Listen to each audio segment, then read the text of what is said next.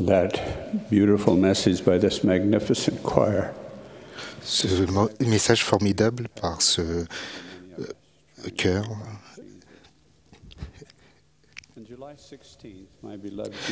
Le 16 juillet 1953, le jeune couple que formaient ma chère Janine et moi s'est agenouillé à l'autel du temple de Manti. Lewis R. Anderson exerça l'autorité de scellement et nous déclara mari et femme, mariés pour le temps et pour l'éternité. Il m'est impossible de décrire la paix et la sérénité que j'éprouve d'avoir l'assurance que si je continue de vivre dignement, je pourrai être avec ma chère Janine et nos enfants pour toujours, grâce à cette ordonnance sacrée accomplie par l'autorité appropriée de la prêtrise dans la maison du Seigneur. Nos 7 enfants sont liés par les ordonnances sacrées du temple. Ma précieuse femme, Janine, et 2 de nos enfants sont de l'autre côté du voile. Ils sont une grande motivation pour chaque membre en vie de notre famille, de vivre de façon à ce que nous recevions ensemble toutes les bénédictions éternelles promises dans le temple. 2 des piliers essentiels qui soutiennent le plan de bonheur de notre Père Céleste sont le mariage et la famille. Leur haute importance est soulignée par les efforts acharnés de Satan pour briser la famille et saper l'importance des ordonnances du temple qui unissent la famille pour l'éternité. Le scellement dans le temple prend une signification plus grande au fil de la vie. Il vous aidera à vous rapprocher constamment l'un de l'autre et à trouver une plus grande joie et un plus grand épanouissement dans la condition mortelle. Un jour, ma femme m'a donné une leçon importante. Je voyageais beaucoup de par ma profession. J'étais parti presque 2 semaines et j'étais rentré à la maison un samedi matin. Il me restait 4 heures avant de devoir me rendre à une autre réunion. J'ai remarqué que notre petite machine à laver était tombée en panne et que ma femme lavait le linge à la main. J'ai commencé à réparer la machine. Janine est passée et m'a dit « Rich, qu'est-ce que tu fais ?» J'ai dit « Je répare la machine à laver pour que tu n'aies pas à laver à la main. » Elle a dit « Non, va jouer avec les enfants. » J'ai dit « Je peux jouer avec eux à n'importe quel moment. Je veux t'aider. » Alors elle a dit « Richard, s'il te plaît, va jouer avec les enfants. » Quand elle m'a parlé de cette façon autoritaire, j'ai obéi. J'ai passé un moment merveilleux avec nos enfants. Nous avons joué à nous attraper et nous avons roulé dans les feuilles d'automne. Plus tard, je me suis rendu à ma réunion. J'aurais probablement oublié cette expérience sans la leçon que Janine voulait que j'apprenne.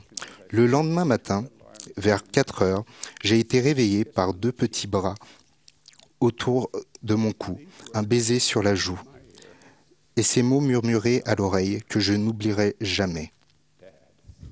Papa, je t'aime. Tu es mon meilleur ami. Si vous n'avez pas ce genre d'expérience dans votre famille, vous ratez l'une des joies célestes de la vie. Si vous êtes un jeune homme en âge de vous marier et ne l'êtes pas encore, ne perdez pas votre temps à des occupations vaines. Avancez dans la vie et fixez-vous le but de vous marier. Ne traversez pas en roue libre cette période de la vie. Jeunes gens, faites une mission digne. Ensuite, que votre plus grande priorité soit la recherche d'une épouse éternelle. Quand vous voyez que vous vous intéressez à une jeune fille, montrez-lui que vous êtes une personne exceptionnelle, qu'elle aurait intérêt à mieux connaître. Emmenez-la dans des endroits intéressants. Faites preuve de créativité. Si vous voulez avoir une femme merveilleuse, vous devez faire en sorte qu'elle voie en vous un homme merveilleux et un futur mari. Si vous avez trouvé quelqu'un, vous pouvez avoir des fiançailles et un mariage merveilleux. Et vous pouvez être éternellement très très heureux en restant dans les limites de dignité que le Seigneur a fixées.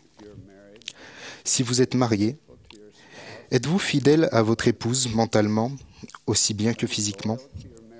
Êtes-vous loyaux à votre alliance du mariage en ne vous livrant jamais à une conversation avec une personne que vous ne voudriez pas que votre conjoint entende? Êtes-vous gentil et soutenez-vous votre femme et vos enfants? Frères, prenez-vous la direction des activités familiales telles que l'étude des Écritures, la prière familiale et la soirée familiale, ou bien est-ce que votre femme qui comble le vide que votre manque d'attention laisse au foyer? Dites-vous souvent à votre femme à quel point vous l'aimez. Cela lui procurera beaucoup de bonheur. Quand je dis cela, j'ai entendu des hommes répondre « Oh, elle le sait ». Vous devez le lui dire. Cette assurance renouvelée épanouit une femme. Elle a fait progresser et lui fait énormément de bien. Exprimez souvent cet amour et cette reconnaissance. Cela rendra la vie plus belle, plus agréable et plus pleine de sens. Ne la privez pas de ces expressions naturelles d'amour. Et cela marche beaucoup mieux si vous la tenez contre vous pendant que vous lui dites. Ma femme m'a appris l'importance de s'exprimer. Au début de notre mariage, j'ouvrais souvent mes écritures pour donner un message et je trouvais un mot de Janine, plein d'affection et de soutien, glissé entre les pages. Parfois, c'était si tendre que je pouvais à peine parler. Ces mots précieux d'une femme aimante étaient et continuent d'être un trésor inestimable de réconfort et d'inspiration. J'ai commencé à faire la même chose avec elle, sans me rendre compte de tout ce que cela signifiait pour elle. Je me souviens d'une année où nos moyens ne me permettaient pas de lui offrir un cadeau pour la Saint-Valentin. Alors j'ai décidé de peindre une aquarelle sur la porte du réfrigérateur. J'ai fait du mieux que j'ai pu. Seulement, j'ai fait une erreur. C'était de la peinture émail et non de la peinture à l'eau. Elle ne m'a jamais laissé essayer d'enlever cette peinture permanente. Je me souviens d'un jour, j'ai pris des confettis obtenus en perforant du papier et je les ai numérotés de 1 à 100. Sur l'envers de chacun, j'ai écrit un message, un mot sur chaque rond. Je les ai ensuite rassemblés et mis dans une enveloppe. Je me suis dit qu'elle allait bien rire. Quand elle est décédée, j'ai découvert dans ses objets personnels à quel point elle appréciait les messages simples que nous échangions. J'ai remarqué qu'elle avait précautionneusement collé chacun de ces petits ronds sur un morceau de papier. Non seulement elle avait gardé les mots que je lui avais écrits, mais elle les avait aussi plastifiés, comme si c'était un trésor inestimable. Il n'y en avait qu'un seul qu'elle n'avait pas mis avec les autres. Il se trouve toujours derrière la vitre de la pendule de la cuisine. Il dit « Janine, il est temps que je te dise que je t'aime ». Je l'ai laissé là pour me rappeler constamment de cette fille exceptionnelle de notre Père Céleste. Quand je repense à notre vie ensemble, je mesure à quel point nous avons été bénis. Nous n'avons pas eu de querelle au foyer, ni de mots durs l'un pour l'autre. Maintenant, je me rends compte que c'est grâce à elle. Cela découlait de sa volonté de donner, de partager et de ne jamais penser à elle. Plus tard, dans notre vie commune, j'ai essayé d'imiter son exemple. Je vous suggère, mari et femme, de faire de même chez vous. L'amour pur est une force bénéfique incomparable et puissante. L'amour juste est le fondement d'un mariage réussi. Il est la cause principale du bon développement d'enfants heureux. Qui peut mesurer exactement l'influence juste de l'amour d'une mère? Quels fruits durables proviennent des semences de vérité qu'une mère sème soigneusement et cultive avec amour dans le sol fertile de l'esprit du cœur confiant d'un enfant? En tant que mère, vous avez reçu des instincts divins pour vous aider à ressentir les talents spéciaux et les capacités uniques de votre enfant. Avec votre mari, vous pouvez nourrir et fortifier ses traits et les faire épanouir. C'est tellement enrichissant d'être marié. Le mariage est merveilleux. Avec le temps, vous commencez à penser de la même façon et à avoir les mêmes idées et les mêmes impressions. Il y a des moments de joie extrême, des moments de mise à l'épreuve, des moments difficiles. Mais le Seigneur vous guide ensemble à travers toutes ces expériences qui font grandir. Une nuit, Richard, notre petit garçon, qui avait un problème au cœur, s'est réveillé en pleurant. Nous l'avons entendu tous les deux. D'habitude, ma femme se levait toujours pour s'occuper du bébé quand il pleurait. Mais cette fois, j'ai dit « Je m'occupe de lui ». À cause de son problème, son petit cœur battait très vite et très fort.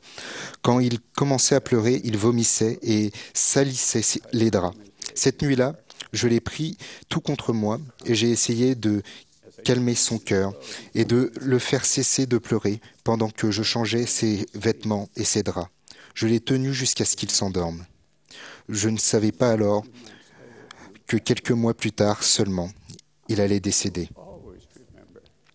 Je me souviendrai toujours de l'avoir tenu dans mes bras au milieu de la nuit.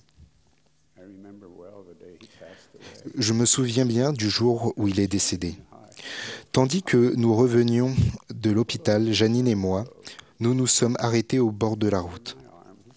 Je l'ai prise dans mes bras.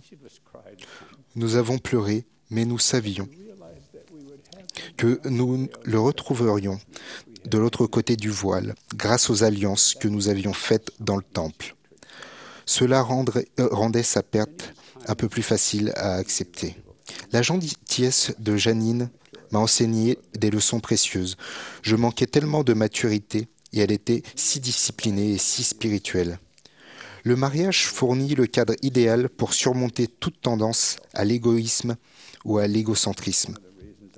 Je pense que l'une des raisons pour lesquelles on nous recommande de nous marier jeunes est de nous éviter d'acquérir de mauvais traits de caractère qui sont difficiles à changer. Je plains les hommes qui n'ont pas encore fait le choix de chercher une épouse pour l'éternité. Et j'ai la plus profonde compassion pour les sœurs qui n'ont pas encore eu l'occasion de se marier. Certaines d'entre elles se sentent peut-être solitaires et peu appréciées et ne voient pas comment elles vont pouvoir avoir les bénédictions du mariage et des enfants ou leur famille à elles. Tout est possible pour le Seigneur et il tient les promesses qu'il inspire ses prophètes à déclarer. L'éternité dure longtemps. Ayez foi en ses promesses et vivez de manière à en être digne, afin que le Seigneur les réalise en son temps dans votre vie. Vous recevrez à coup sûr sur toutes les bénédictions promises dont vous êtes digne. Veuillez me pardonner d'avoir parlé de ma chère femme Janine. Mais nous sommes une famille éternelle. Elle a été toujours joyeuse et c'est dû principalement au service qu'elle rendait aux autres. Mais quand elle était malade, elle demandait à son Père céleste, dans ses prières matinales, de la guider vers quelqu'un qu'elle pourrait aider. Cette supplication sincère a été exaucée à maintes reprises.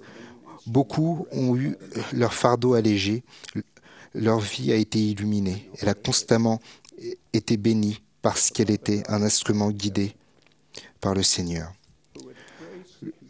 Je sais ce que c'est d'aimer une fille de notre Père céleste qui, avec grâce et dévouement, a vécu dans toute la splendeur d'une féminité pleine de justice.